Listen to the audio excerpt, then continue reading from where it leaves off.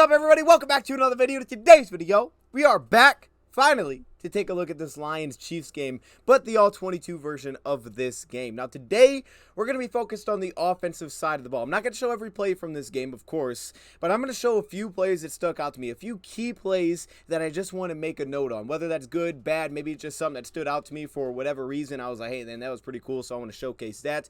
And I also want to do the same thing for the defensive side of the ball. Now, I think we'll do longer versions of this going forward, but for this week, it may just be a little bit of the shorter videos for both sides of the football, but we may end up doing these during the season, which is basically look at every single play from the game. It's very possible. I went through every single play of the game, took notes on all of them to kind of prepare for this, but I just want to pick out a few that stuck out to me. The defensive video I anticipate may be even a little bit longer because there's more players specifically that I really want to spotlight, right? I think we have a lot of returning players here. You kind of know what to expect from guys like Penei Sewell, who's an absolute animal. There's still some things that I probably left out, but defensively, when you're talking about the C.J. Gardner-Johnsons and what he brought from a play-to-play standpoint, you look at a guy like Brian Branch, what he brought outside of the pick six. I mean, man, that guy looks really good. The Jack Campbell plays. So there's so many things to really point out with that side of the ball. Offensively, I just want to point out some things that really stuck out, maybe what the Lions did, all of those kind of things. Needing to talk about this game a little bit. And one thing that I said right after the game is I thought Jared Goff played a really good game for the Lions, specifically considering that it was week one.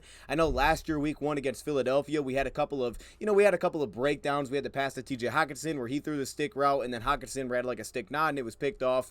We had some hit and miss there, but we also had a lot of efficiency offensively where we really started to get it rolling, specifically in the second half of last year. In this game, of course, we had our, swings of momentum where it was like, oh, there's a 3-and-out, where we didn't convert here for whatever reason. We had some issues with the center and things like that. But outside of it, I thought from a quarterback standpoint, I thought Jared Goff was pretty darn good the entire game. I mean, he missed a couple of passes here and there, but I thought from the fact of decision-making, timing, the windows that he was hitting for week one, I was like, man, this guy looks like he's been in this offense for another season. There seems to be a ton of comfortability here, considering he's on the road. Now, there's also the aspect that the Lions' pass protection is pretty darn good when the whole starting offensive line is there, which it was, and we have not seen that very much. So that was a huge part of it. And also, the Lions' ability to stay in front of the chains, not consistently be backed up, was good. At times, they did. They took one sack in this game, which we'll showcase, but they weren't consistently backed up. They were able to really lean on the run game, which opened up the play action,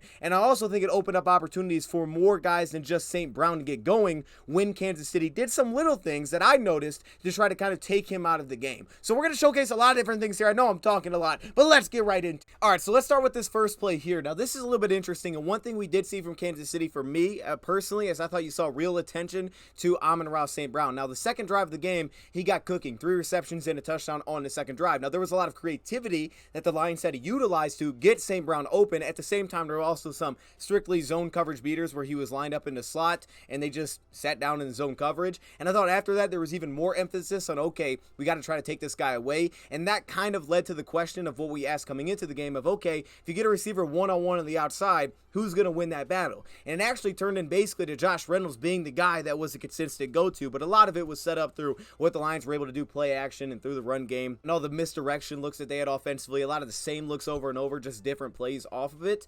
But this first play that we start with is very, very interesting because I think it showcases a lot of what we kind of expected with Kansas City. One big thing is, where is the rush coming from? This was a key factor coming into the game because it wasn't always that they would blitz. They were middle of the pack last year. The biggest thing was you didn't know where the rush was going to come from because they would bring it from everywhere. They bring it from the slot, they bring it from a linebacker, a safety may blitz, and then someone would drop into coverage, and they really would drop from everywhere. Like in this case, their defensive tackle is going to drop out into underneath zone. And this is what was a challenge. What I saw watching last year when teams play Kansas City is if you consistently got to we have to pass it, they could get very creative with where the rush is coming from. And because of that, even if they didn't blitz, you could just have breakdowns in pass protection. It would be difficult sometimes to find that window, or you think you're getting this coverage. Nope, we disguised it. Now you're getting this. And the Lions did some of that. When we take a look at the defense, we'll see one play that I was just like, whoa. Lions showed man coverage big time, and they were able to play zone because of the versatility that they have. You shouldn't be allowed to do that, but they were able to do it. But this is kind of what you anticipate with Kansas City.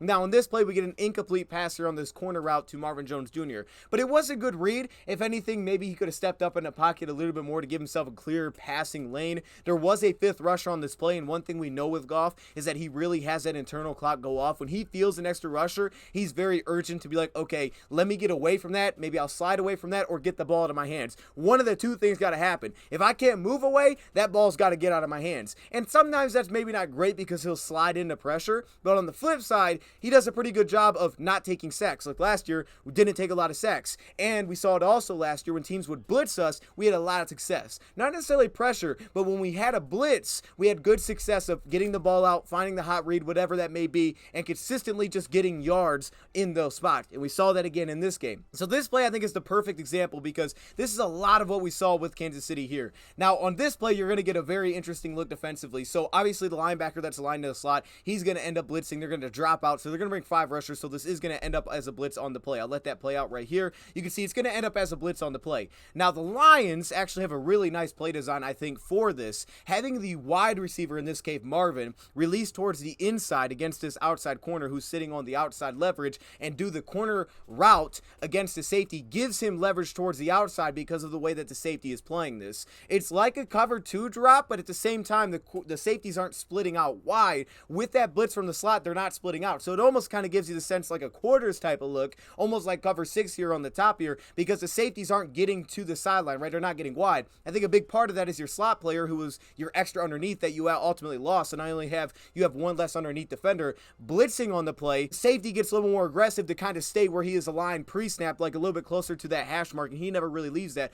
Also, it kind of feels like he's matching up with Saint, and there was real attention even in zone or man again, especially after that second drive where St. Brown started getting rolling a little bit, like, hey, we got to know where that guy is. And you get a play like this where even from the cornerback spot, watch the cornerback here pre-snap, right? He's going to show like I'm dropping out. Maybe this is cover 4. That a flat route might be open, especially even if this linebacker doesn't blitz because of where he's at, but then he does. So it's like, oh, easy hit there, boom. And this is where you get in trouble with Kansas City because then they're going to hide that and take it away. Here's how they take it away. Watch this. Right off the snap, cornerback shifts. All right, now he's going to, again, squeeze that inside, and then he's going to drop off and take away St. Brown on this out-breaking route. So Goff, it looks like, hey, man, I got that. That's money. You got one underneath defender missing. That's money. I'm going to let that thing go. But as you see, the cornerback is actually changing it up. He's driving on it. So Goff has to pull that down with the little pump fake, and then immediately has to get over top and look for this corner route. Now, I know when we saw this live, we're like, man, the tight end was open. And maybe you could have hit this for sure here, but with how the safety's playing, like I said, with this safety playing a little bit more to his hash mark, he's not necessarily drifting out like your cover 2 you would get where they really open the field. Instead, he's kind of staying on that and driving down, so it would have been a tough spot to hit, kind of like that drive concept with the drag and the dig. But you come to this corner route. It was a fine read, overthrew it a little bit, try to stay on time, I think, with this was the biggest thing. Like, okay, it's not there, boom, hitch, and I'm letting that thing fly. It just was a little bit off. It was really the first shot that we took of the season, so it's understandable. The read was fine, but it really showed you why getting into those situations against Kansas City is difficult because they have a lot of moving parts, and there's a lot that has to go on as soon as the ball is snapped. Now, this play, not as much to point out for me, but it is something that I really liked because it's something that I anticipate the Lions would utilize, especially to this guy. When we talked about signing Marvin Jones Jr., one thing that I said is, man, I see him as a back shoulder threat, right? We threw these to DJ Sharp. We didn't really ever have success, but we tried it. And I thought that Marvin could give us this element. Now, there is a couple of other things to point out with this. First off, the fast motion tied with it. Lions did a lot of motion that they utilized. You can see it right there, a little jet motion, and then they set up a potential screen here on the backside. They would do the same thing last year here to Jahmyr Gibbs. Now, that's important because the Lions had a lot of the same looks, and we'll show a couple examples. Lions did a lot of same looks, whether that be motion or just the play design, the run fake, a lot of the same looks, and then they do something off of it. So now all of a sudden you're like, okay, I kind of think I know what's coming, and then it would be something different. In this case, not a ton there to really point out outside of they're trying to hit a back shoulder fade, essentially one-on-one here with Marvin Jones Jr., single high safety, not in a position to really help out, so just one-on-one in an island. Now, it doesn't happen because of a kind of a poor cut block here from, Jonah Jackson on the play, so he ends up just knocking it down. But the biggest thing is the Lions try to go there, and I did like that because I do think it's an area where Marvin Jones Jr. is actually going to be way more successful if we have a couple of those opportunities this season than DJ DJ Shark was. I just didn't think that was necessarily his game. I think that's much more of Marvin Jones Jr.'s kind of skill set. So I think he'll be successful there as the season goes on. But here's what I talk about, getting the same looks. So again, you see the motion. Now the Lions would utilize this for the run game as well. There's the motion across there from Josh Reynolds. Now you can see defensively a couple of things. If they were in man, if they were in zone, they would change up maybe how they would communicate and pass this off. What now, like, was my responsibility switch as this outside corner? If that was my man, now all of a sudden he motioned across. Do I have the tight end on the play, right? So now does my focus have to shift? And you'll see that later when they hit Laporta. We'll take a look at how that kind of happened. But with that movement going on, and you can see it's kind of just a distraction here. They're communicating defensively. The only receiver now on that side of the field is Sam Laporta, who's in line. Assignments can shift. You have the communication going, and then quickly Lions hit you with the sweep play. Now with everybody kind of leaning inside and not really ready to protect the edge on this play, Laporta stays in, kind of pinned down as they get outside. And look at Jonah Jackson getting out there. Here was the big thing for me with Jahmyr Gibbs in this game. It was the idea of you're always going to have one less player offensively. Actually, really two, because Goff isn't going out there and blocking usually. But you have basically one less player, hypothetically, than the defense does, right? You can't block everybody because someone has to have the ball. So it always usually comes down to, in a really good situation, hey, you got to make that one guy miss. Especially if it's a DB. Got to make the DB miss. And I will say the two biggest runs, he did exactly that. Made the two guys miss. Also, you have to point out the instant acceleration. I mean, he just got, like, it's that stands out to me with Gibbs. Maybe not even like the top end speed. It's the instant acceleration that's nasty. But making that one guy miss. Two nice blocks here. DB comes down. It's the safety. And he makes the one safety miss and continues with the run. He actually runs over another guy there. But that was the big thing to me. Twice, two big runs, did that same thing. Now, here was the touchdown play. So this is the second drive. It's Amon-Ra St. Brown. He had a couple of completions in zone windows.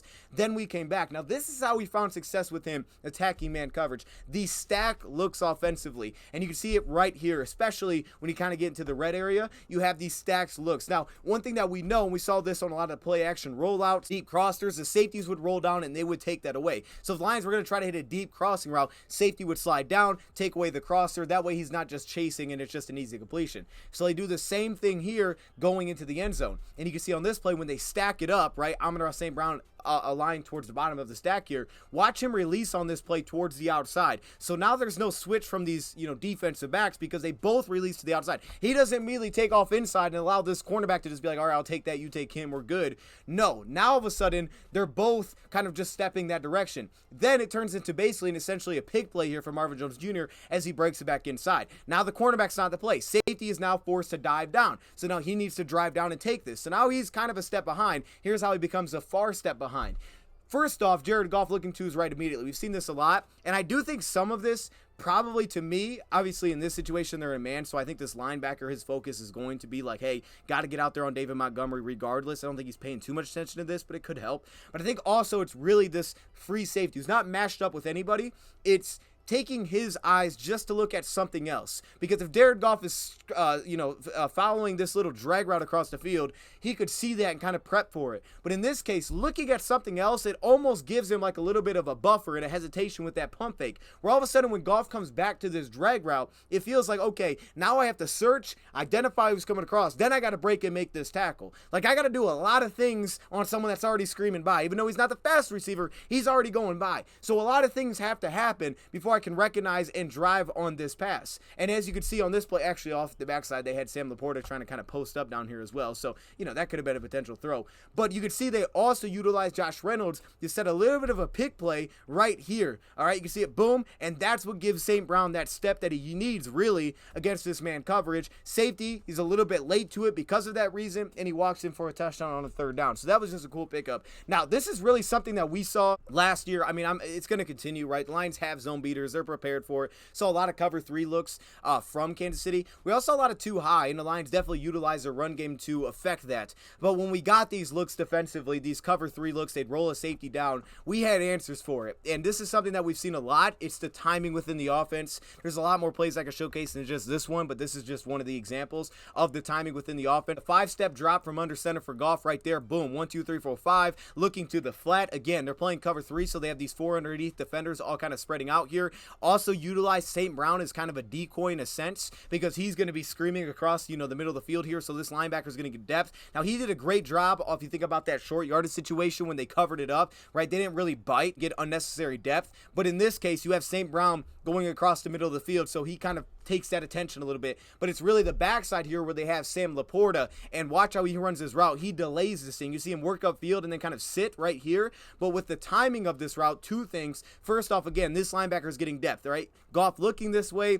He hasn't come out of his break yet to go right where this hole is going to be vacated. And also with this swing route into the flat, the one underneath linebacker in this zone is him. He is forced to get way out here into the flat of this zone as the fourth underneath defender. So he's got to go out there to take away the swing route as this cornerback's going to drop and get depth from what's kind of a vertical release here, I guess, from Sam Laporta on the play. But because he breaks and pauses, as Goff is looking this way, you can see where the hole vacates in his peripheral vision. He can see St. Brown running by him. So he's getting enough depth to open this up. And then immediately as the flat doesn't want to go there, he comes back to the middle field. Timing is absolutely on point. And actually, that's Brock Wright, I should say, on the play. This little pickup. It's easy. Boom, but it's the timing within the offense, it's the detail. Again, we're talking about week one here. Now, this is one of my favorite throws of the week. Not necessarily to point out maybe what we were doing offensively as much as I just want to point out, man, there were some beautiful throws. Again, not everything was perfect. We saw one already. There was also a curl route that was more of a curl route. That the depth could have been a little bit messed up there with Marvin Jones Jr. But this was one of my favorites because there's just a lot of little things here from what Goff was doing. Again, they roll down their safety right here. They go into that cover three looks again defensively. Look at the bite on the play action. This was something I just did not see other teams do when I watched them. Lions were really able to get them to bite defensively. And I thought a big part of that was the motion they utilized. They started to pull, set up some whams, but it was really the ability to get them to bite with the fullback. Here's a little lead play action. Also, got to give a shot to Cabinda. Look at Cabinda here. So he sells out the play fake by being that lead blocker, but he doesn't just finish and stand there and do nothing. Watch him drop out immediately. Brock Wright kind of loses this block. Look at him get in spot here and get a block. Are you kidding? That's huge, man. He may have allowed this ball to get off. Right there. I mean, look, if that's a free rusher, this ball may not get off. But he slides down and gets that little shot on him right there to just open up 1 second for Goff to step up and deliver this pass. That was beautiful. With Jared Goff's eyes, and this is what really stuck out to me, was the decisiveness in some of these throws, man. The way that he was layering with decisiveness, it was like, oh, man, the timing looks really good for week one here. And this was a great example. So this play fake, boom, he kind of speeds up. I think it was like that 5-step drop, steps up in the pocket. But look at the eyes here. So obviously the linebacker is biting down. So you're kind of opening up this lane. But this is a throw. Maybe not as much. I think at times we saw it last year. But we've seen this. I've seen it. We've watched all these games back. We've seen Jared Goff sometimes not throw this pass. Now, in this case, there's really not much of an outlet for him. I mean, the ball doesn't have really anywhere to go other than maybe swinging this down. He could try it, but there's pressure, so it may have just made him get urgent and be like, I got to get that ball out. But the biggest thing is we've seen him pull this down. And I would understand if he did. Safety that's in the box here for this cover three look, he gets enough depth where you could say, oh, this pass could be dangerous, right? I mean, this is a dangerous window, especially where the pass is going. But what's awesome about this is the little eye movement. I'm going to give you a different view, I think. I'm actually going to go to it right now. Watch Goff's eyes on this play. This is what I love about this. This is why, this was beautiful. All right, so boom. Plants, look at Cabinda, saved the day. Now look at his eyes. He's looking towards Khalif Raymond, who's running that route vertically, which he usually does. But with that, this safety, he's going to end up drifting back a couple of steps. Goff looking that way and not just staring down maybe the crossing route. That corner or the safety that's rolling down, watch him back up, watch him retreat right here. You see him retreat and then look back. Now all of a sudden there's just enough window, and then right over the linebacker's head.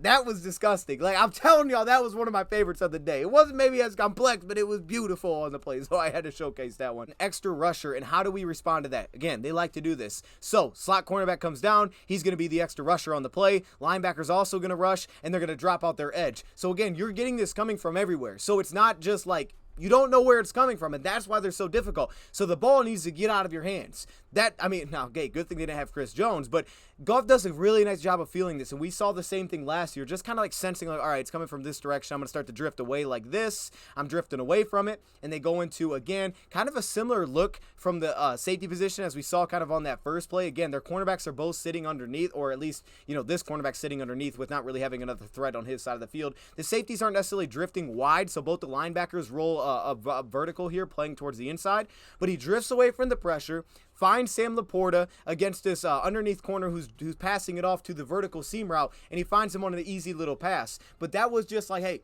get the ball out of your hands. All you got to do is get the completion because he's going to have room because of what they're doing defensively. And then offensively, we talk about the versatility rushing the football. We talked about this a lot last year. Whether that's zone rushing where there was some good, there was some bad. Duo rushing where there was some good, there was some bad on here. I thought from the tight end standpoint, Sam Laporta showed, man, that guy can step in and block. Now, I didn't know he was always consistent in terms of standing his ground. Now, pass protection was also good too because maybe the way he was moving side to side, but he wouldn't always stand his ground. I didn't think extremely well and hold his ground or his block long enough. James Mitchell went down on kind of that duo run where he went for 0 yards, but we did do a lot with the eyes of these linebackers. I thought a big part of that was the D-line was willing to hold its ground in the interior. They got some big interior linemen. They're going to play their gaps, that kind of thing. But also on the at the linebacker position, they're fast to key. They do a really nice job, and they flow very quickly. So with all the movement, if the Lions could just create a little bit of pause, I felt like defensively, they were winning. They were winning offensively just to be able to get a step.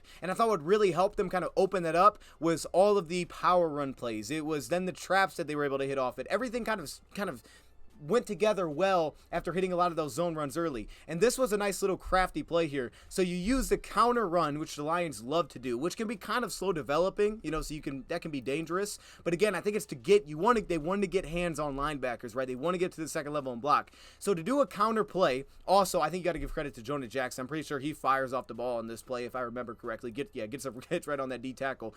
But to not only use this power play, right, to get this offensive lineman free, Laporta. So when you motion him across, all right, it shifts the defense, but now he's going to work back inside to also be a lead blocker for the back. So now you have 2 lead blocks on the play. It's not your typical pulling 2 offensive linemen because obviously with how fast their linebackers and edge rushers get downhill, you could get a TFL with that. But to utilize their tight end like that with also the motion to kind of get them to pause, that was a really crafty thing.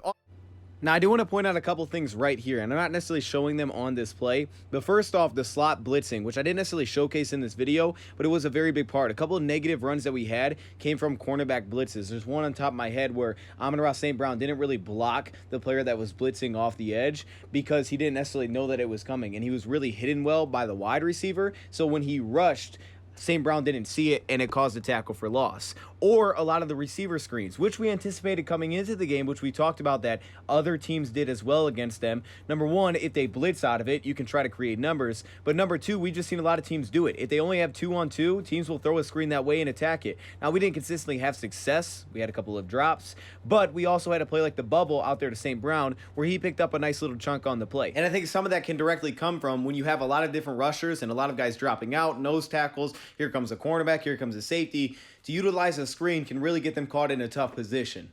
Also, I really wanted to showcase Penei Sewell here. I know, look, his Karlaftis gets through the edge, makes the tackle on this play. But what you see with Sewell after the play here, the way that he's blocking, like this, like, dude, he was an animal in this game. And not every block was perfect, but, man, he was attacking people. It was, when you just specifically watch Penei Sewell, we might have to do just a video of that. He just attacks guys. Like, he is a perfect offensive lineman demeanor. That dude is... He's mean, man. You talk about nasty. He is nasty. How about this one? Again, we talk about, getting an extra rusher, finding out where do I need to go with the football. And this one, a little bit more straightforward, I guess, right? The cornerback brings the blitz off the edge, so the safety rolls down. He's going to pick it up. We saw this with an RPO. Safety did a really good job getting in front of Amon-Ra St. Brown slant, or out route. But in this case, they rush off the edge. They drop out. Goff feels that, immediately gets the ball out into the flat. Is ready for this pass with those 2 rushers coming in. He makes himself a very quick target. And then obviously it's just about having room. And what's big about that is we picked up 10 yards. It was a 3rd and 10. We didn't convert, which we did throw a lot of receiver screens, and looking back, that is something that we talked about in the preview, so we were kind of on to something there. Here's one of the interesting things. So these motions that the Lions utilize, these fast, like jet motions that the Lions utilize a lot, we saw this a lot last year. The Lions would do this on drags with teams that like to play a lot of man coverage. They would force you to switch defensively, right? They would try to create leverage that way. What was really interesting to me in this game against how Kansas City was playing it defensively, right? They were forcing communication, those kind of things, but they would bracket this in. Here was St. Brown. They did a really good job of it. They bracketed in this fast motion out route. So you could see the man coverage, the cornerback's is chasing on this play. So you would think, okay, I snapped this. He's on the move. He runs this out breaking route. He's got outside leverage. It's an easy completion. We saw that at times last year. It was an easy completion. But on this play, if you take a look how they bracket this in with the safety. On purpose, the safety rolls down on this play, and you would think, oh, maybe he's just switching off with St. Brown. But I think also a lot of this had to do with that it was St. Brown, because I saw plays like this where they did not do it. But here, with the attention that St. can get, you're going to see, look, the safety rolls down and sits on the outside, the cornerback stays in the inside, and they bracket him in, basically, on the play, and they take that away. Now, the one thing I would say is that you would probably like here is if Goff could have maybe just found this drag route underneath, because they won off the line of scrimmage right there. You could see the receiver underneath. I believe that's Khalif Raymond. With his speed, like, that's a great, like, okay, that's not there, come back. Usually he does a really nice job with this, and I think that's where he wanted to go with the ball, but I think he kind of felt the pressure a little bit more than maybe he was actually there, because this would have been a great opportunity to kind of just take that little drag route underneath, and then ultimately just have Khalif Raymond, you know, just screaming across the middle, man-on-man coverage without really any help on this play, because the linebacker is driving down to take away the running back, and you have two guys allocated to one, so your one deep safety is just playing deep safety. You don't have any help underneath. So that would have been a big thing to me here, but it was a very creative way to just bracket him in, take him away. Again, probably could hit Khalif. They kind of set up a pick route as well, but he almost stepped up a little bit maybe when he didn't necessarily need to, but I just wanted to showcase that, because here's where it didn't work for the defense. Now, this one was more of a breakdown, I believe, than anything. Similar kind of look here with Khalif Raymond. It was almost like he was just kind of running two defenders off on the play. Like, hey, you're going to take that away with speed? All right, we're just going to take those guys out of the play. But the big thing was the bottom of the screen. We saw these two things already happen. We saw the sweep, and then we also saw this look with the motion. So, Lions give you that same sweep look, which what happened last time? Oh, defensive backs, they kind of step their way in, and then they hit the edge. Linemen are hitting them, and they're like, oh, dang, that was a huge chunk play. So all of a sudden, watch the attention it brings. Now there's no receiver on this side like the other one. Only guy that's really a threat on this side of the field is Sam Laporta. All of a sudden, with some of the breakdown that they had defensively, and you'll see it a little bit more from the other view with the safety, where the safety was like, hey, man, you take Laporta. Oh, okay, I guess I got Laporta on the play. So all of a sudden, he's matching up with Sam Laporta. This safety is seemingly Justin Reed on the play. Well, with this run fake, you can see on the play that he is focused solely on that. Like, he sees the run fake, he sees the two offensive linemen, he probably couldn't really see the ball, so good job on the fake there. And that sweep, he's like, dude, I got to get to the edge here, right? I got to force this thing back inside. Well, because of that, no one's matched up on Sam Laporta.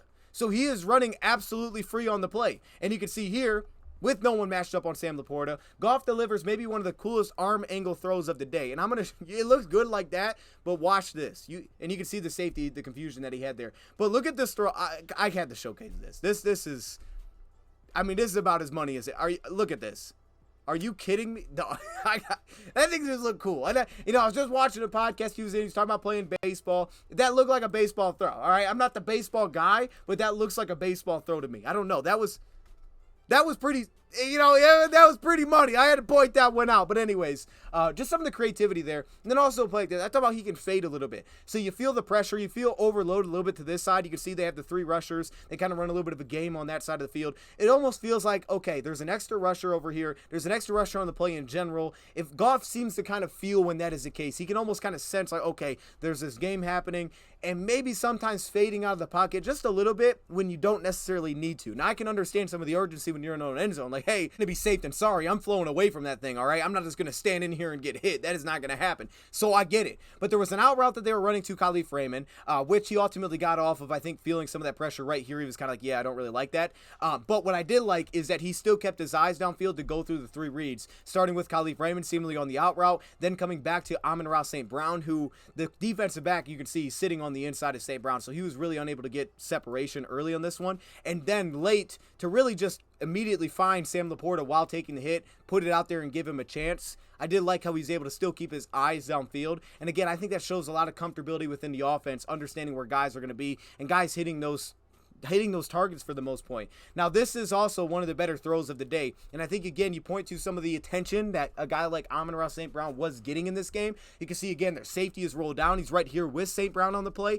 He's sitting outside. This is sitting outside the slot as well. But he gets a little bit more physical with it, really sticks with this, doesn't just flow into a zone. He really stays with this route. I think a big part of that is there's also no other threat this side of the field. The swing route's on the left side, so he's able to really kind of stick with this. He doesn't need to float out there and take away, the swing route because it's not happening over there. So he's able to really be aggressive with St. Brown, sit on the outside, try to take this thing away. But look at Goff's eyes staring down Amon-Ra St. Brown here, and the Lions do a lot of this different ways. Like this way's a little bit different, but utilizing an underneath route to set up a route right behind it on these long distance situations. Specifically, if it's like a middle field close look like this, where you have one deep safety with a lot of depth and you can go right in front of him. And that's how we usually do it, by setting up something underneath in just different ways. And in this case, his eyes being fixed on Amon-Ra St. Brown here in the slot, which usually the attention is going to go to anyway, and plus absolutely be responsible if the route breaks off towards the inside. Like, yeah, you would be responsible for, like, okay, wait, we need help over there because the safety's sitting on the outside of St. Brown. So again, kind of bracket him in. So it makes sense why attention was given there to St. Brown. But then it's Goff's discipline to just kind of stare it down, and then late be able to stand in there, wait for it to get behind the linebacker while still watching St. Brown. That way it's not like slid in front of, and then deliver this pass. And I think I have the other view. Oh, I don't have the other view. I didn't put the other view in here, dog. If I have the other view, I'll show it on the screen because it looks a lot better. But it is that. It was the discipline with the eyes to stick with it. Again, the timing was so on point. That was a 20-yard pickup for the Lions, and that was in a 2nd and 22 situation. Here, this was a 3rd and long situation. This looked like a little bit more of a breakdown from the defensive side of the ball, where we really had a shot opportunity right up the seam here with Amon-Ra St. Brown. They had a single high safety seemingly on this play, but for whatever reason, he kind of got aggressive and rolled out to this side of Josh Reynolds. Amon-Ra St. Brown, when he releases vertical, he's completely uncovered. Seams are usually a place to attack, but this is like way overboard. This is wide open on the play. But even though we don't go there, kind of like the last play that we took a look at, route here from Sam Laporta on the play, who obviously two zone defenders don't really see maybe what's going on here behind them with Josh Reynolds. You can see he kind of releases towards the outside and vertical, so they kind of passed that off right away to the cornerback on the play. Also the safety rolling to the right, which I think Goff actually started there with his eyes. But these two underneath guys, they kind of sit with Sam Laporta on the play, and then we're able to go right behind them. And that was one of the better throws. Yes, he had a much easier throw there in St. Brown, but again, within the timing of this offense, we've seen the Lions do a lot of this. The pressure comes off this backside, which almost feels like because of that, you can see they bring the extra defender 1, 2, 3 on the left side of the field. The safety kind of slides that way where they're losing a defender, and because that you had the seam wide open, but still, again, flowing away from the safety, subtle, but staying in the pocket, but just a subtle kind of movement to kind of keep his eyes downfield and then wait for that thing to break where everybody kind of sits underneath because he's looking in the exact same direction. They just see kind of this little curl route happening. So he's able to go right over top of that. And if you notice, he's throwing outside of the inside, the hook curl kind of zone defender here, because the flat zone defender, he is with the most outer wide receiver on the play. In this case, it's the tight end from an underneath zone assignment. So Goff is throwing it away from the inside or the hook curl kind of zone defender on this play because he's the guy that's actually free once he passes this route off vertically. So now he's really the guy that Goff has to get it behind because the other defender should drive like he does on this tight end running little curl route. But also behind this linebacker and put it in a spot where really only his guy could get it. And then it was just on, just on Josh Reynolds making a ridiculous catch. And he was the guy that stepped up in this game. It was Josh Reynolds that stepped up and made the plays when we needed someone to do it. Show you exactly that example right here. This was the final drive. Lions utilizing that I formation look, two receivers, showing heavy run, utilizing the play action, getting linebackers to bite. Now here they go into a cover one look, and again, they start too high, but again, we saw with Kansas City, they roll a lot. They just roll coverage a lot. So they play two high looks in the beginning, and then, we scored a touchdown. We had a couple boop, cover two, great, we're moving the football. So we started to see some middle field close looks defensively, and here they rolled down into a man coverage look. So this safety rolls down to take on the tight end. Now the tight end stays in the block, so the safety ultimately drops out and gets some depth here over to the side of Amon-Ra St. Brown, who's working against the outside leverage corner. But at the same time, look at the depth of the linebackers. Now two of these guys are matched up, Kabinda and David Montgomery, but the one free linebacker is very shallow on this play. He's super shallow on this play because of the run fake. And with that, there's really not much of a threat in zone coverage. It's just about winning one-on-one at this point. And Josh Reynolds does exactly that. From right off the release, running off the line of scrimmage against, kind of that outside release, getting upfield, but it's really him snapping this route. Staying disciplined with the route to get the cornerback to sell out for it. And then look at him snap down. I mean, that is beautiful. That is a beautiful route from Josh. I mean, that thing was money, man. So huge route from Josh Reynolds right there. And then, like I said, with St. Brown, where the Lions were trying to get these matchups, were in these stack looks. Get him on the bottom of the stack, make it so he's not playing through leverage and they can't bracket him in. We're going to free him up, especially if they go man. And here with that, the cornerback's got to step over top. Now he's manned up one-on-one, and all of a sudden, bam, I can step outside, break it back inside, and then I can snap it right there at the top of the route, and then I can catch it in the hole of the defense. Like, that's how the Lions were getting St. Brown going against Seminoles, man. Look, we had a bubble look as well that was thrown in there. What the run fakes were doing. So in this play, again, we talked about the crosser. They would switch it off. So you can see the cornerback feels it cross, drops it to the safety, so the safety's going to dive down and take it away. Now over top, you have kind of this one-on-one in a sense, but they're almost still kind of bracketing him in here between the cornerback and the single high safety on this play. So there's really nowhere to go with that ball, but it does clear it out. Really the factor of what the Lions were able to do underneath. And they were able to really put these linebackers, I thought, in a tough position because they would have the threat of running the football, so the linebacker wouldn't want to leave the box, but at the same time, they would utilize the slot / the flat side of the field. So what that did was it forced the linebackers to almost kind of make a decision, like how hard are you really going to bite on this play fake, because I'm going to hit you right in the flats. And then at that point, you're going to be forced to get out there as a linebacker. If you want to put the bodies out there, if you want to match personnel for personnel, that's fine. But guess what we're going to do? We're going to go right to the flat. If you're not going to do that, we'll run right at you. You want to put a safety in the box and take a linebacker out? Great. We're going to run at you. So it forced kind of a tough decision in terms of matchups, I thought. So look at the run fake here. Everything's fine in the back end, but look at the linebackers. You see how they slide and bite with their gaps towards the inside here? I mean, they're biting all the way for this. So when you get this little boot play and you have a chip flat underneath here with Brock Wright and the defensive end just gets off vertical to take away Jared Goff from just taking off and running, now there's no one in coverage. And it's an easy, well, it's actually a really nice catch there from Brock Wright on the play. But I thought the Lions were able to really create that. And then this is where things got really fun because Laporta's ability to step into blocks, sometimes not always sitting back, saw solid pass pro from the plays that I really can think of off the top of my head, but the ability to step into blocks. And I thought this is where the run game started to kind of pop, because it wasn't like the Lions were just gashing consistently with Dave Montgomery, but it was consistently forward. But where they really started to pop was a couple runs like this, and that was utilizing those quick hitters, right? You talk about the traps and the whams. It's getting to the second level, it's hitting a linebacker where they're going to fill their lanes, they're going to play their gas, they're going to be fast flowing, but if we can get them to think and pause and stop for a second with the motion, and they're also going to set up, and maybe they don't see it coming, maybe it's that tight end that just motioned over that's coming back to block me, or maybe it's an offensive lineman that's immediately darting to the second level and I can't just fill and I'm getting punched in the mouth. When you're able to do that, and I thought because the defensive linemen were consistently just getting upfield and blowing things up, it allowed the Lions to set some plays like this for quick hitters as the game was kind of set up. They set these plays up, I felt like, and here you get a wham look. You can see Big V, he vacates this defensive tackle, and he doesn't immediately run upfield, right? He kind of sits in his lane a little bit, so he's like, okay, there's no one here, what am I doing on this play? But also, it's really Frank Ragnow who they're trying to get upfield on this play, because really Big V's picking up Frank's guy. They're trying to get Frank upfield, but you can see the nose tackle gets a push there. But as he's sitting there in his gap, here comes Sam Laporta, boom, just hits him, and just does enough to open up kind of that run lane for him at the same time. And again, what they were doing really well, I thought, as linebackers, was keying on the pulling linemen, because the Lions were hitting him counter. The linebackers were like, hey, pulling linemen, we're going to flow to that, and they were doing well. So what the Lions do is when they go to a play like this, where all of a sudden you're just breaking to the second level, so now you're using the lineman to get to the second level, and that pulling lineman is not necessarily where the ball's going. That guy's just picking up the vacated spot so the lineman could get at you. It was set up so well. So in a case like this, you can see the linebackers like, oh, hey, he's pulling, okay, Phil here, yeah.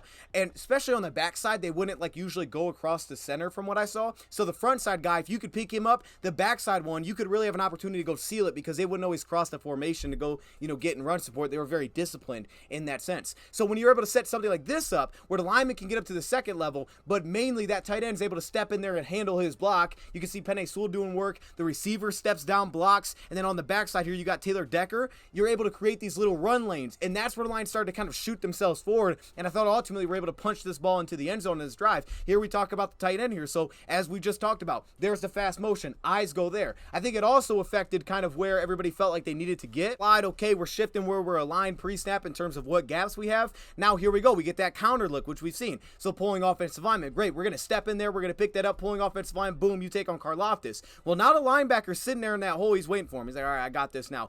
All of a sudden, here comes Sam Laporta, who's also pulling on this play, and he's going to go tag, step up there, and block that man, Nick Bolton, right? Boom. And then he springboards that into the end zone. And then the seal is right here on this backside, and you can see it. Penei Sewell's just moving people. I mean, what? Dude's blocking two guys on the play. Penei Sewell is an animal. he was driving people out of there was a couple like good sit downs I thought from some of the nose tackles, but he was driving dudes, man. And he's just driving guys up to Willie Gay like, oh, you want to sit on the backside? Great, good luck with that. I'm gonna drive you back. And then finally, how about Jahmyr Gibbs, man? It's the same thing that I said about earlier. It's making the one guy you're gonna be one-on-one with a DB, you gotta make him miss. That's why you're a 12th pick in the draft. That's why you're first round. And what does he do? He pulls out this. Are you kidding me? Bop, oh, stay on my feet, and then it's that instant acceleration. I don't think that angle does it justice. Also, shot to Laporta, again, second level blocking. Like, look at this. Come on, man. It's hard to make a tackle when some dude's holding you and blocking you. Not holding, but blocking you, and you only got one arm free. You're not getting any force into this tackle. So the contact balance is great, but it's not a clean tackle because Sam Laporta is actively engaged with this block. So then really the pure one-on-one here is Jahmyr Gibbs with this defensive back. And again, the thing is, make one guy miss. Okay, boom. All of a sudden, really late, I make this cut. Now you're not square. So now you're grabbing me in a weird spot. And Sam Laporta is blocking the guy that's trying to clean it up. Well, great. I'm just going to use you as kind of balance. And it's the instant acceleration. Watch him hit the gas right off of this. Watch him go. Boom. Like, yo, you see that gas, bro? It looks like Jameson Williams running as a running back. It's disgusting. That speed is crazy. They say you can't teach speed. That's some speed right there. Time they're shooting the offensive lineman forward, but this time they're doing it with an offensive lineman that's pulling on this play, not a tight end. So you can see it with Big V. They utilize him on the trap. Jonah Jackson's like, I'm going to stand here and block. No, I'm not. Getting up right here to second level. I'm going to seal off number 20. So now all of a sudden, here comes Big V. Boom. I'm picking that up. And now it's on the big Taylor Decker to kind of get that block, seal it off for David Montgomery. And they didn't need huge plays at the spot. The linebackers were getting aggressive. They were trying to get upfield because they were trying to get off the field defensively. But because of that, and they had to get the ball back, but the Lions were able to do some things like this to open up some lanes. Now, there's also kind of a missed block here on the backside a little bit here with Sam Laporta. Like I said, kind of sitting his ground, kind of gets driven back, and it's not great there. But at least he got a kind of a forward shot consistently on the play, which was the biggest thing. And then this was the play that was knocked down. I just wanted to showcase it because the play design was intriguing. But like I said, they were taking away Saint when we wanted it most, right? That was the big thing. Okay, so we get a sack. How do we take it away? We take away St. Brown. We're going to make you find someone else. Okay, hey, guess what? It's fourth down. You got to get this first to win it. We're taking away Saint. Go find someone else. And it's not even like this would have been necessarily the best read, but we're taking him away. How do they do that? Well, watch this. Cornerback, look how he's standing. He's standing outside leverage. But it's the safety who's going to come bracket this in. Watch this. Boom. I'm bracketing that in. Now he's double covered. So you're not going there. They said, hey, find someone else. When you need it most, find someone else. And that's what they did. So on this backside with the timing, 1, 2, 3, the step drop.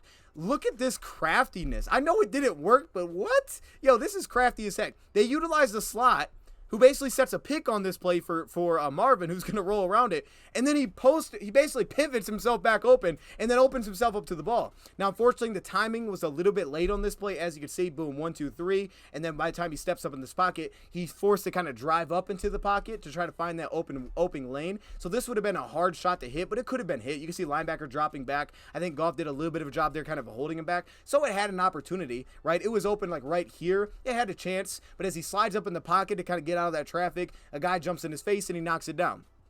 Overall, though, the play design was crafty. So, I always like to give attention to the craftiness in terms of the play design. To give attention to craftiness in terms of play design, and that's why I'll point this one out. Just a little thing I'll point out here. Don't need to spend a lot of time. St. Brown at fullback. There's a reason for that. They're not just doing that to do that. They're putting Saint at fullback for a reason. That is a decoy. Also, we're going to use this left, then right, fast motion on the play for Kyle Ephraim. And again, that's where your eyes are going to go. Boom, we're going to shift your alignments. Now you better get back in your spots. We're also going to utilize St. Brown because now St. Brown's taking attention, right? The motion is part of it, but St. Brown's ability to just leak into the flat, he's going to take your attention. And you can see they kind of just leave this B gap wide open on the play. And St. Brown kind of releases that way. Here comes the lineman around. Now, they don't hit their blocks as clean. They hit the blocks as clean as they like to. Basically, the pulling offensive lineman and Penei Sewell kind of hit the same guy because they both vacated the area. So he's like, all right, who do I take here? And then he late, he kind of like, oh, let me go get Willie Gay. And then all of a sudden, as Big V comes around, now he's not really in a position to set up a clean block. If they hit those blocks, that thing is broke loose. But there's a reason for, I think, the madness there. I don't think he's just putting him there to be fun with it. I think there's a lot more than even I pointed out there. But with that being said, those are some of the key plays I really want to touch on from this game. We will revisit this on the defensive side of the ball because there's a lot that I want to talk about there as well. Even more with terms of versatility. If you guys want me to revisit the offense and look at anybody specific, let me know. But until next time, thank you for watching.